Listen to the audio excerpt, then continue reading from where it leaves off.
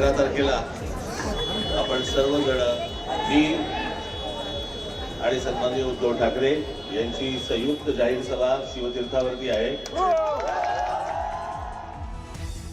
11 तारखेला उद्धव ठाकरे आणि राज ठाकरेंची शिवाजी पार्कवर सभा। संयुक्त सभेत ठाकरे बंधूंची तोफ धडाडणार।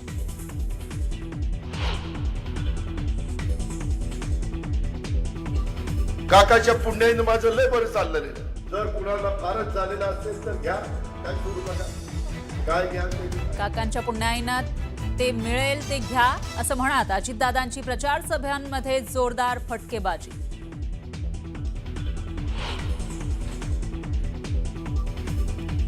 अजितदादांना विनंती, मित्रपक्षावर बोलू नये अशी अपेक्षा। छोट्या कार्यकर्त्यांवर असं बोलणं योग्य नाही, बावनकुळेंनी सुनावलं।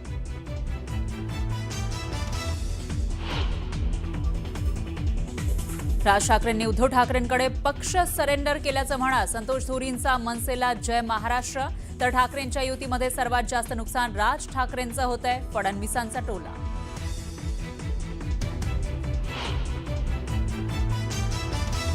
काँग्रेसच्या काळात 33 खासदार बिनविरोध, तेव्हा लोकशाही जिवंत होती का? धुळ्यात 4 नगरसेवक बिनविरोध, तर लोकशाही धोक्यात आली। सभेतून मुख्यमंत्र्यांचा विरोधकांवर हल्लाबोल।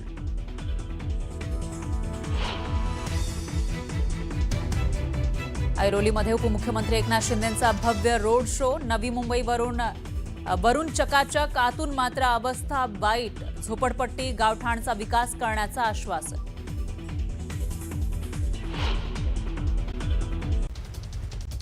महाराष्ट्राच्या विकासासाठी विविध विचारधारेचे असून सुद्धा राज्यात एकत्र आलेले पक्ष महापालिकेमध्ये मात्र नांदा सौख्यभरेपासून ते भांडा आणि आरेला कार्य करा इथपर्यंत पोहोचले।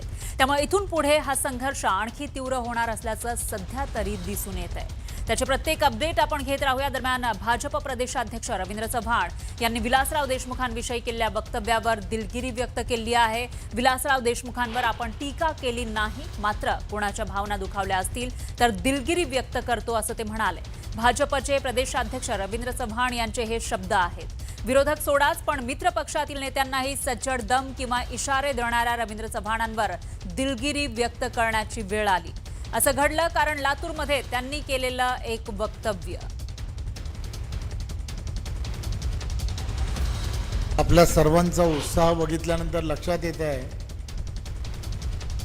की 100% विलासरावांच्या आठवणी या शहरातून नक्कीच पुसल्या जातील, यात काही शंका नाही।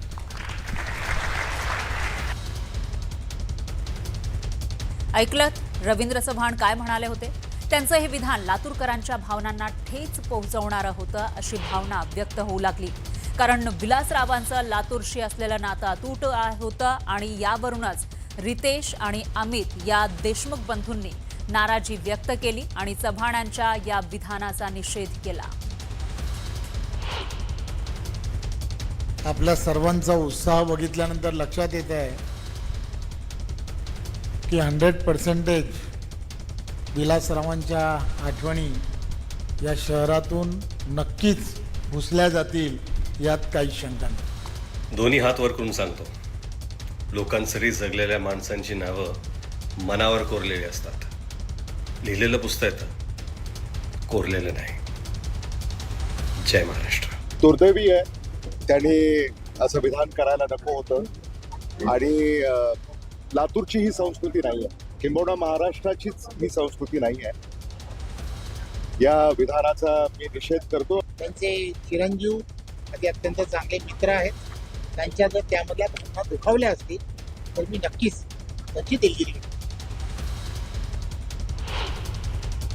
मला वाटते रवींद्र चव्हाण सध्या त्यांच्या अंगामध्ये सत्ता भिनली आहे आणि त्यांची पार्श्वभूमीवर मी बोलणार नाही, काढली तर खूप वेगळी होईल।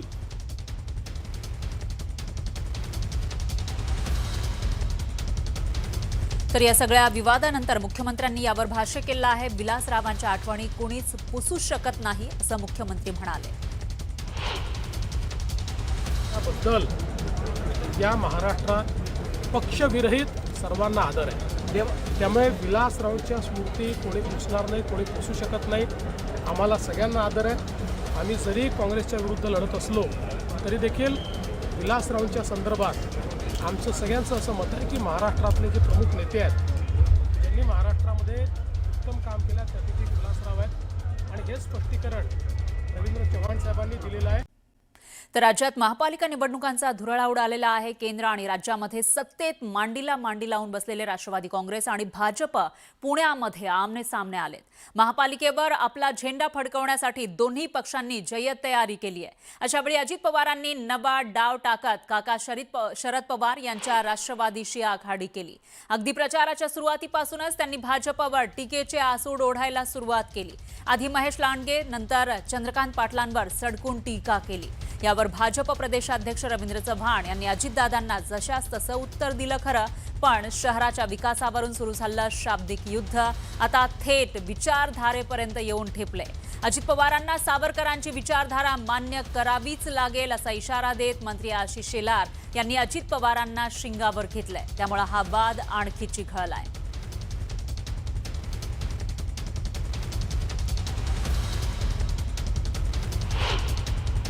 रवींद्र चव्हाण साहेब म्हणालेच आहेत, आम्ही तर सावरकरांचे भक्त आहोत, सावरकरी विचारावर चालणारे लोक आहोत.